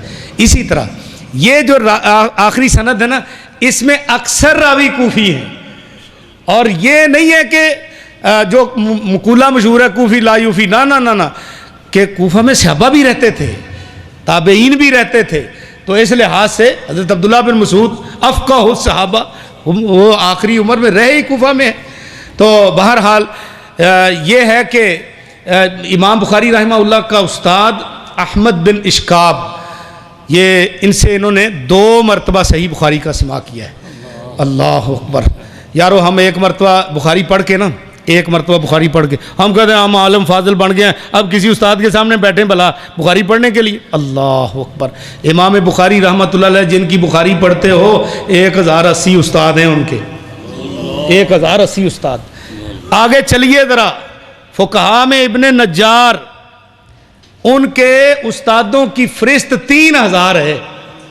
اچھا میں ایک عجیب بات بتاؤں، چونکہ طالبات کا مدرسہ ہے، تو یہ علم جو ہے نا جو خدمت کرتی آئی ہیں خواتین بھی، حضرت اماں جی عائشہ سے لے کر رضی اللہ تعالی عنہا و ارضا، ان سے لے کر اماں جی عائشہ رضی اللہ تعالیٰ عنہا سے آپ کو پتہ ہے نا 2210 روایات، یعنی 2210 روایات اماں جی عائشہ رضی اللہ تعالیٰ عنہا کی ہیں. تو بہرحال 175 روایت تو انہوں نے ان کی جو ہے صحیح ہین کے اندر ہے، بخاری اور مسلم. تو یہ خواتین خدمت دین کرتی آئی ہیں. میں آپ کو بات بتانے لگا تھا، یہی ابن نجار، ان کے اساتذہ کی فہرست میں 300 عورتوں کا، خواتین کا تذکرہ ملتا ہے. خود حافظ ابن حجر جو شارح بخاری ہیں، حافظ ابن حجر جنہوں نے بخاری شریف کی شرح کا حق ادا کیا ہے اور جو پوری امت پہ قرض تھا وہ چکایا ہے، تو ان کے استادوں کی فہرست میں ایک فاطمہ نامی عورت ملتی ہے جن سے حافظ ابن حجر رحمۃ اللہ علیہ نے 34 روایات کا سماع کیا ہے، 34 یعنی کتابوں کا، کتب کا سماع کیا ہے۔ اور اسی طرح ایک عورت ملتی ہے مریم نامی، ان سے انہوں نے 38 کتابیں پڑھی ہیں۔ اسی طرح علامہ سیوطی رحمہ اللہ تعالی انہوں نے امام شافعی کی کتاب ہے الرسالہ، جو اصول فقہ کی اولین کتاب ہے، بلکہ بعد میں جتنی بھی فقہ کی کتابیں اصول فقہ پر لکھی گئی سب ان کے خوشہ چین ہیں، اور ان کی کتاب کے خلاصے بھی، اور اس کے پھر خلاصہ در خلاصہ الرسالہ ان کی کتاب ہے، پھر حصول المعمول اس کا خلاصہ ہے، تسہیل الوصول اس کا خلاصہ ہے، اور یہ اسی سے ہی جو ہے نا باقی فقہا نے اصول فقہ اخذ کیے۔ تو وہ جو کتاب الرسالہ تھی نا، وہ علامہ سیوطی نے زینب بنت عبد الرحمن سے پوری سماع کی ہے۔ تو اس لحاظ سے عورتوں سے مرد سماع کرتے آئے ہیں، مردوں سے عورتیں سماع کرتی آئی ہیں، تو یہ سلسلہ اسی طرح چلتا آ رہا ہے۔ اور یار ہم میں سے ہر بندے نے اپنی امی سے تو سماع کیا ہے کہ نہیں، یا نانی دادی اماں سے تو سماع کیا ہے نا، بھلے اے بیلے فیلے میں جیرے شیخ رہی پڑھا ہے، پڑھا تو ہے نا، سماع کیا ہے، ہر ایک نہیں۔ تو یہ ان کو نظر انداز نہیں کیا جا سکتا۔ خواتین کا ایک بہت بڑا حصہ ہے دین کی خدمت میں، اور تعدد ازواج مطہرات کی جو وجہ بیان کی جاتی ہے وہ بھی دین کی خدمت کی وجہ سے جو ہے نا اللہ پاک نے آپ کو یہ اعزاز اور امتیاز دیا تھا۔ تو بہرحال یہ سند جو ہے، اس سے امام بخاری رحمۃ اللہ نے اپنے استاد احمد بن اشکاب وہ روایت کرتے ہیں اپنے استاد حدثنا محمد بن فضیل، کہتے ہیں ہمیں یہ حدیث محمد بن فضیل نے بیان، وہ عمارہ بن قعقاع سے بیان کرتے ہیں، وہ ابی زرع سے بیان کرتے ہیں۔ اللہ اکبر۔ مجھے برادرم عبدالحمید شورش صاحب نے بتایا کہ میرے والد گرامی وہ رحمۃ اللہ علیہ وہ حدیث پڑھاتے پڑھاتے دنیا سے گئے ہیں۔ اللہ اکبر۔ کتنے محدثین کی اس وقت میں آپ کو فہرست سنا سکتا ہوں جو آگے حدیث پڑھی ہوئی ہے، بچے کو کہا عبارت پڑھو، آپ حدیث کا مطلب بیان کر کے کہا آگے عبارت پڑھو، بچہ عبارت پڑھنا شروع کر دیا اور وہ اللہ کو پیارے ہو گئے۔ کتنے ایسے محدثین ہیں۔ واقعی جس چیز پر زندگی بسر ہوئی ہو نا، انسان اسی پر ہی جو ہے نا اس کا خاتمہ۔ اچھا کئی دنیا دار جو ہے نا ساری زندگی ادھر سے لے لو ادھر دے دو، وہ کر لو وہ جمع کر لو، آخر میں بابا جو ہے نا سکرات موت بھی طاری ہوتے ہیں تو کہتے ہیں میری اولاد کو بلاؤ، تو فلانے کو یہ دے دی، فلانے کو یہ دے دینا، فلانے کو یہ دے دینا، اس کو دنیا ہی سامنے ہوتی ہے۔ اللہ اکبر۔ خوش نصیب انسان وہ ہے جس کے سامنے نبی پاک کی حدیث یا قرآن سامنے ہو۔ اللہ اکبر۔ ابو زرع انہی میں سے ایک خوش نصیب ہے۔ کہتے ہیں جب ان کا آخری وقت آیا نا، ابو حاتم رازی وغیرہ جو ان کے شاگرد تھے وہ آئے ان کی عادت کے لیے، اب دیکھا کہ استاد پر تو سختہ موت طاری، اب ان کو کیسے ہم تلقین کریں۔ حدیث میں آتا ہے نا لقنوا موتاکم بلا الہ الا اللہ، بھی جو قریب المرگ ہے ان کو لا الہ الا اللہ کی تلقین کرو، مثلا ان کے پاس لا الہ الا اللہ پڑھو، اسے بھی نصیب ہو جائے کلمہ، وہ بھی سن کر پڑھ لے۔ تو ہم کیا کرتے ہیں اس وقت تو پڑھتے نہیں ہیں، اور جب وہ فوت ہو جاتا تو پھر کلمہ شہادت، یہ کوئی طریقہ نہیں ہے۔ لقنوا موتاکم، اے قرب الموتا جو قریب ہیں موت کے ان کو تلقین کرو۔ اور حدیث میں آتا ہے من کان آخر کلامہ لا الہ الا اللہ دخل الجنہ، جس کی آخری گفتگو لا الہ الا اللہ ہو گئی وہ گیا جنت میں۔ اب کہتے ہیں ابو حاتم کہ اب ہم شاگرد ہو کر کیسے تلقین کریں، تو آپس میں نا اس حدیث کے بارے میں ڈسکس کرنی شروع کرتے ہیں ساتھی۔ تو آپ دیکھو ادھر جان کنی کا عالم ہے، تو استاد کہتا ہے ابو زرع ٹھہرو ٹھہرو میں تمہیں اس حدیث کی سند سناتا ہوں۔ تو اس حدیث کی سند سنائی، پھر سند سنا کے کہا کہ اللہ کے رسول نے فرمایا من کان آخر کلامہ لا الہ الا اللہ، یہ لفظ بولے اور ہنسنے لگ گئے اور روح پرواز کر گئی۔ اللہ ابو حاتم کہتے ہیں ہمیں یقین ہو گیا کہ استاد جی کو جنت کے محلات نظر آ گئے، جس کو دیکھ کر وہ خوش ہوئے۔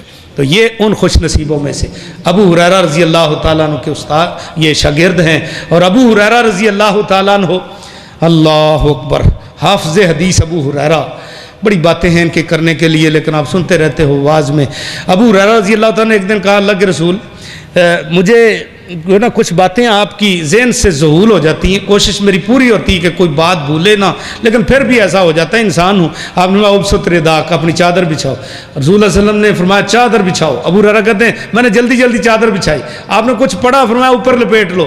کہتے ہیں میں نے چادر لپیٹ لی، وہ دن گیا اس کے بعد مجھے کبھی کوئی بات بھولی ہی نہیں. اسی لیے کہتے تھے کہ میں نہیں سمجھتا صحابہ میں مجھ سے زیادہ کسی کے پاس روایتیں ہوں سوائے عبداللہ بن عمر بن عاص کے. ان کا میں کہہ نہیں سکتا کیونکہ فَإِنَّهُ يَكْتُبُ وَلَا أَكْتُبُ، وہ لکھ لیتے تھے میں لکھتا نہیں تھا. کون کہتا ہے حدیث جو ہے نا دوسری صدی میں لکھی گئی، تیسری صدی، چوتھی صدی میں لکھی گئی؟ تو یہ دیکھو وہ کہتے ہیں عبداللہ بن عمر بن عاص وہ لکھتے تھے نبی پاک کی حدیثیں، بلکہ آپ نے فرمایا تھا اکتب کل شیء. عبداللہ یہ ان قریشیوں کے پیچھے لگ کے میری حدیثیں لکھنا چھوڑنا نہیں ہے، جو کہتے ہیں کہ آپ کبھی خوشی کے عالم میں ہوتے ہیں کبھی غمی کے عالم میں ساری باتیں لکھتے ہو. نہ ہر چیز لکھ لیا کرو. میں اس ذات کی قسم اٹھا کر کہتا ہوں جس کے ہاتھ میں میری جان ہے، ما یخرج من ھذا الفم الا الحق، میری اس زبان سے حق کے علاوہ کچھ نکلتا ہی نہیں. اللہ اکبر. ابو ہریرہ رضی اللہ تعالیٰ عنہ یہ حافظ حدیث ہیں، اور 6,500 ایک تجزیے کے مطابق یہ حدیثوں کے راوی ہیں. حضرت ابی ہریرہ، ان کا صحیفہ حمام بن منبہ مشہور ہے، صحیفہ پورا لکھا گیا ہے ابو ہریرہ کی مسندات میں، سب کی مسندات میں ابو ہریرہ کی روایات، مسند احمد بن حنبل میں الی آخر سب میں لکھی ہوئی. بہرحال ابو ہریرہ رضی اللہ تعالیٰ عنہ، یہ کچھ لوگ کہتے ہیں یہ غیر فقیہ تھے، یہ پنساری تھے، ان کو حدیثوں کی پتہ نہیں تھا، بس جمع کی ہیں باقی پتہ نہیں تھا. اللہ اکبر. قاضی ابو طیب کہتے ہیں کہ ہم جامع دمشق میں بیٹھے تھے، ایک بندہ آیا، اس نے حدیث مسرات کے بارے میں پوچھا. اور کھڑ لگانا جو وپاری نہیں لگا لیتے، کھڑ دودھ روک لیتے ہیں، اس کو تسریہ کہتے ہیں عربی میں. اس حدیث کے بارے میں اس نے پوچھا تو بتایا گیا کہ یہ تو حرام ہے کھڑ لگانا. جی کون ہے حدیث کرا؟ ابو ہریرہ. کہ تو چھوڑیے، یہ تو ابو ہریرہ کی حدیث ہے، چھوڑیے ابو ہریرہ کی حدیث ہے.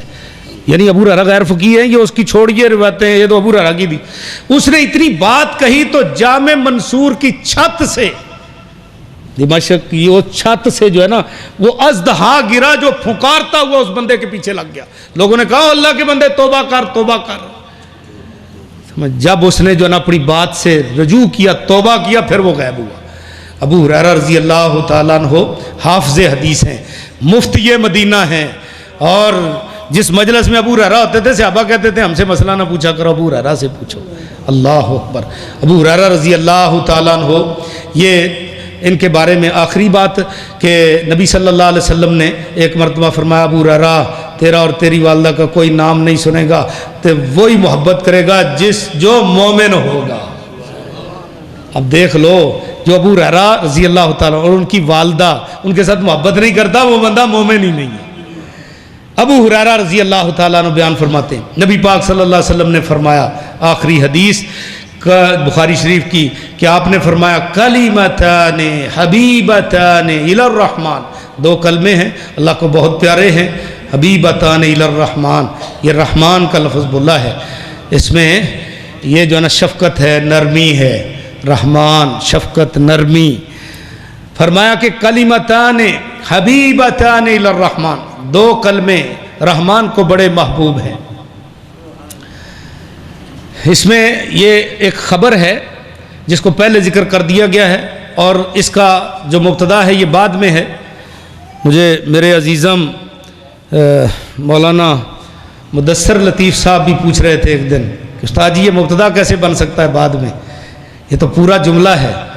تو بھائی مجموعی اعتبار سے وہ جو ہے نا یہ مبتدا ہے، مجموعی اعتبار سے، مجموعی کلام کے اعتبار سے وہ مبتدا ہے. اور یہ جو ہے نا کلمتان موصوف ہے، حبیبتان سے لے کر آخر ساری صفتیں ہیں، اور یہ مبتدا کی طرف شوق دلانے کے لیے پہلے خبریں ذکر کر دی گئی. جیسے آپ کسی کے بارے میں سٹیج کے اوپر خبر دیتے ہو، سٹیج کے اوپر خبر دیتے ہو نا، پہلے نام تو نہیں نا ذکر کرتے، پہلے آپ کہتے ہو کہ جناب اب آپ کے سامنے فلاں، یعنی وہ اس کے اوصاف ذکر کرتے ہو، قاری القرآن، خطیب پاکستان، مناظر اسلام اور فلاں فلاں فلاں نام ذکر کرنے، یہ القاب ذکر کرنے کے بعد ساری اس کی دمیں پہلو سارے ذکر کرنے کے بعد آپ کہتے ہو میری مراد ہے فلاں صاحب، تاکہ لوگ سارے متوجہ ہو جائیں کہ جس کے اتنے القاب ہیں کوئی اونچی شخصیت ہے کوئی.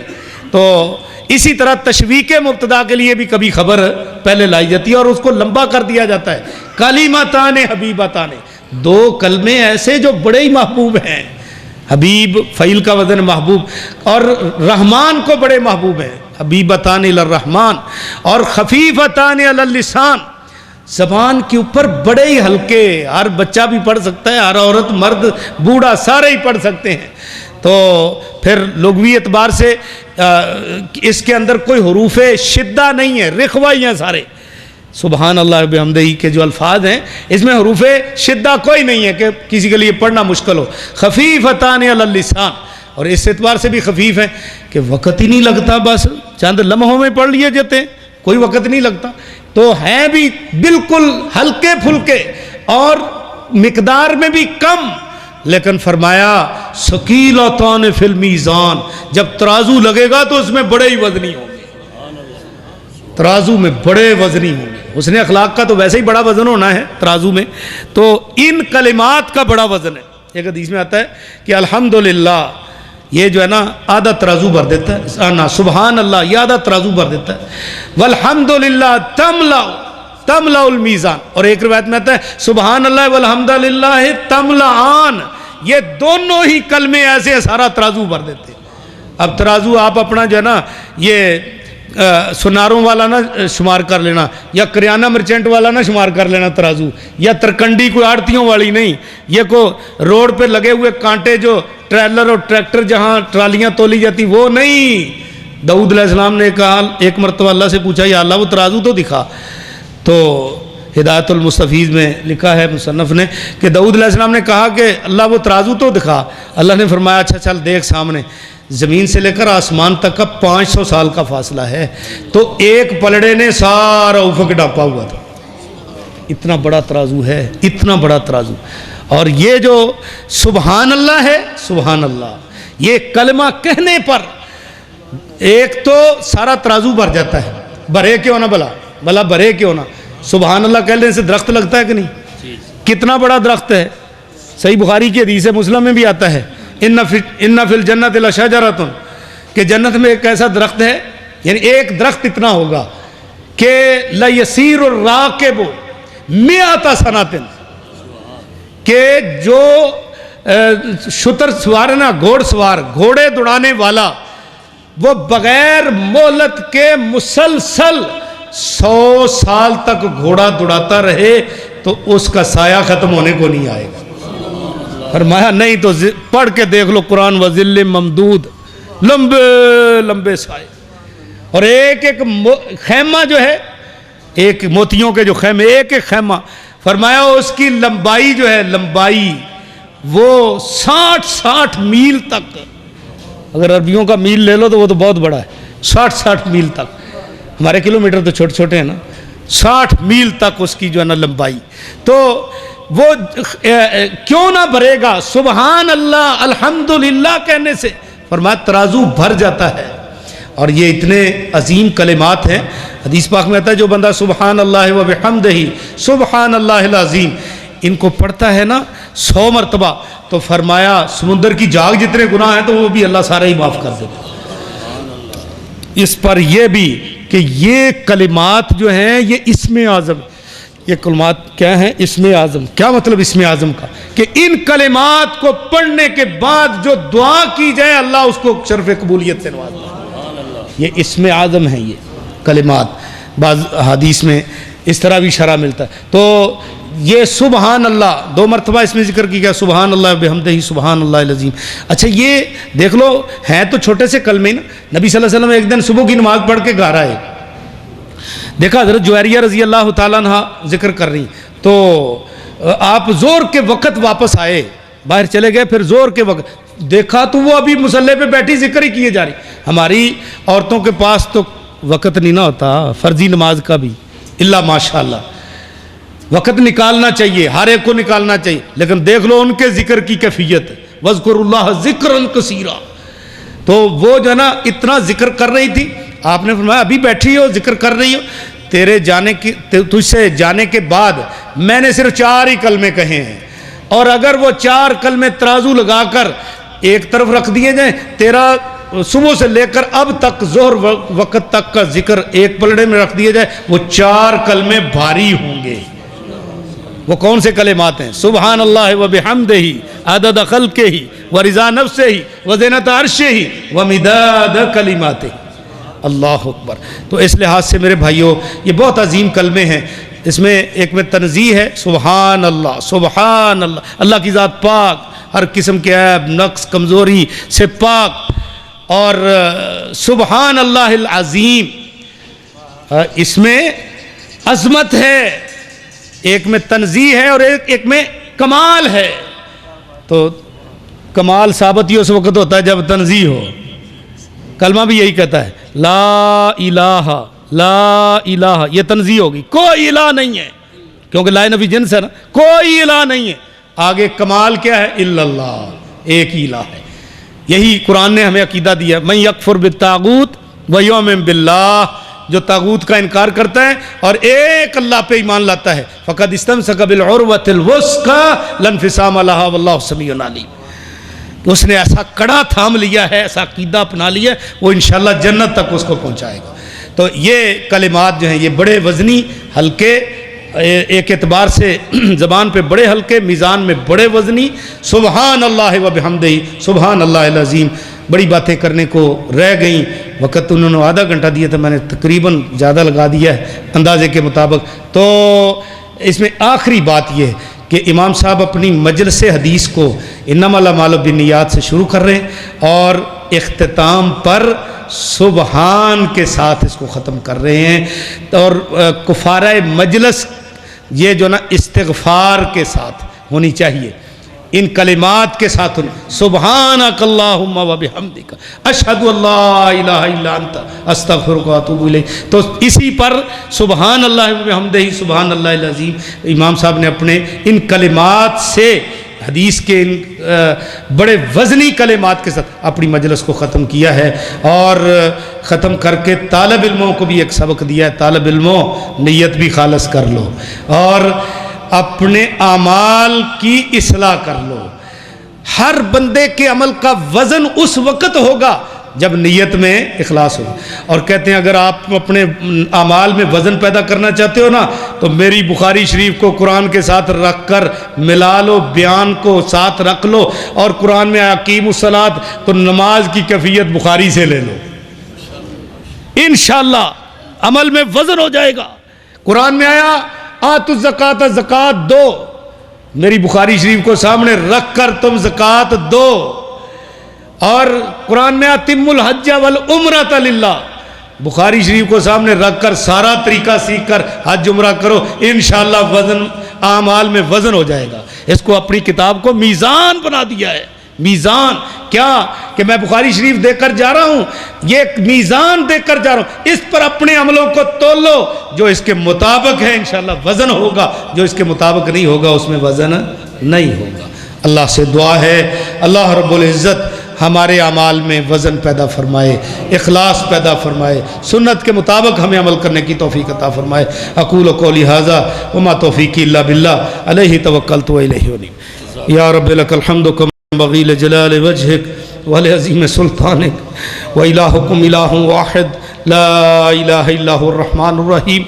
اللہم لک الحمد ملء السماوات وملء الارض وملء ما بینہما وملء ما شئت من شیء بعد، انت اہل الثناء والمجد، اللہم لا نحصی ثناء علیک کما انت اثنیت علی نفسک، اللہم لا نحصی ثناء علیک کما انت اثنیت علی نفسک، اللہم صلی علی محمد وعلی آل محمد کما صلیت علی ابراہیم وعلی آل ابراہیم انک حمید مجید، اللہم بارک علی محمد وعلی آل محمد کما بارکت علی ابراہیم وعلی آل ابراہیم انک حمید مجید، اللہم ارنا الحق حقا وارزقنا اتباعہ وارنا الباطل باطلا وارزقنا اجتنابہ، اللہم اقسم لنا من خشیتک ما تحول به بیننا وبین معاصیک ومن طاعتک ما تبلغنا به جنتک ومن اليقین ما تهون به علينا مصائب الدنيا اللهم متعنا بأسماعنا وأبصارنا وقواتنا أبدا ما أحييتنا واجعله الوارث منا واجعل ثارنا على من ظلمنا وانصرنا على من عادانا اللهم لا تجعل الدنيا أكبر همنا ولا مبلغ علمنا اللهم لا تسلط علينا بذنوبنا من لا يخافك فينا ولا يرحمنا اللهم اعزنا ولا تذلنا واکرمنا ولا تهنا وآتنا ولا تحرمنا یا اللہ ہماری دعاؤں کو قبول و منظور فرما اے اللہ اس ادارے شمس الحدیث کو دن دگنی رات چگنی ترقی عطا فرما اللہ جتنے بھی ان کے آبیاری کرنے والے اساتذہ خواتین یا اللہ سب کی زندگیوں میں برکت عطا فرما اللہ سب کی زندگیوں میں برکت عطا فرما یا اللہ سب کی غیبی مدد فرما اللہ سب کی ضروریات اپنی غیبی مدد سے پوری فرما یا اللہ سب کی ضروریات اپنی غیبی مدد سے پوری فرما یا اللہ جتنے بھی اس ادارے کے معاونین ہیں دام در میں سخن اس ادارے کا تعاون کر رہے یا اللہ سب کے کاروباروں میں خیر و برکت عطا فرما سب کے گھر بار میں خیر و برکت عطا فرما سب کے اہل و مال میں خیر و برکت عطا فرما یا اللہ جتنے بیمار ہیں سب کو شفاء کاملہ عطا فرما جتنے گمراہ ہیں سب کو ہدایت عطا فرما یا اللہ جتنے لوگ شریر ہیں سب کی شرارت سے ہمیں محفوظ فرما یا اللہ سب کی شرارت سے ہمیں محفوظ فرما یا اللہ حاسدین کے حسد سے محفوظ فرما شریروں کی شرارت سے محفوظ فرما یا اللہ اس ادارے کو اس علاقے کے لیے یا اللہ تو صافی چشمہ بنا دے اسلام کا صافی چشمہ بنا دے قرآن و سنت کا اس کو مرکز بنا دے یا اللہ اس کی فیض سے لوگ فیض یاب ہو کر دور دور تک تیرے دین کو جو ہے نا پھیلائیں یا اللہ جتنے لوگ یہاں پڑھ رہے ہیں بچے بچیاں سب کو یا اللہ اپنے قرآن کا حافظ عالم قاری اور قرآن کا دائی اور خادم بنا یا اللہ بھائی عبدالحمید شورش صاحب جو اس گئے گزرے دور میں اس باغیچے کی آبیاری کر رہے ہیں یا اللہ تو ان کی مدد فرما اللہ ان کی مدد فرما اے اللہ ان کی مدد فرما یا اللہ ان کی جتنی بھی ضروریات ہیں تو اپنی غیبی مدد سے پوری فرما یا اللہ ہم جتنے لوگ تو اس سے مانگ رہے ہیں یا اللہ سب کی مدد فرما یا اللہ سب کی ضروریات کو اپنی غیبی مدد سے پوری فرما یا اللہ یہ فتنے کا دور ہے اللہ ہم کمزور ہیں اللہ تو ہمیں فتنوں سے محفوظ فرما اللہ ہمیں فتنوں سے محفوظ فرما یا اللہ ہمارے والدین کو کروٹ کروٹ جنت نصیب فرما یا اللہ جن کے والدین اس دنیا سے جا چکے ان کی مغفرت فرما اللہ ان کو اپنی جوار رحمت میں جگہ عطا فرما یا اللہ جن کے والدین زندہ ہیں ان کو اپنے والدین کے خادم بنا یا اللہ جن کے پاس اولاد نہیں ہے اللہ تیری رحمت بڑی وسیع ہے یا اللہ ان کی جھولیاں بھر دے اللہ ان کو نیک نرینہ اولاد عطا فرما یا اللہ جن کو تو نے اولاد دی ہے ان کی اولاد کو ان کے لیے صدقہ جاریہ بنا دے یا اللہ سب کی اولاد کو نیک بنا حافظ قرآن بنا عالم دین بنا یا اللہ ہماری دعائیں قبول و منظور فرما اللہ ہماری دعائیں قبول و منظور فرما ربنا حب لنا من ازواجنا وذریاتنا قرۃ اعین وجعلنا للمتقین اماما ربنا اغفر لنا ولاخواننا الذین سبقونا بالایمان ولا تجعل فی قلوبنا غلا للذین آمنوا ربنا انک رؤوف رحیم ربنا تقبل منا انک انت السمیع العلیم وتب علینا انک انت التواب الرحیم سبحان ربک رب العزت عما یصفون وسلام علی المرسلین والحمد للہ. جزاک اللہ.